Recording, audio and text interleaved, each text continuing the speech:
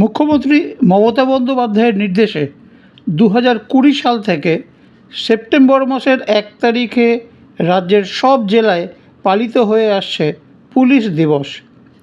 সেই মতো আজ শিলিগুড়ির পুলিশ কমিশনারেটের মাঠে উদযাপিত হলো পুলিশ দিবস।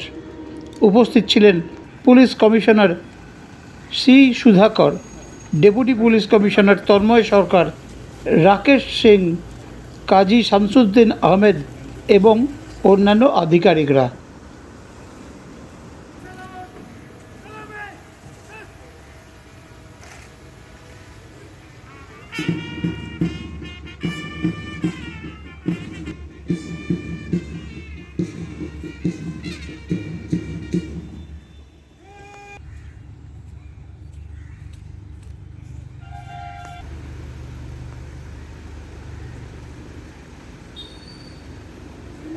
Siliguri police day master parade आपके निरीक्षण के लिए हाजिर है।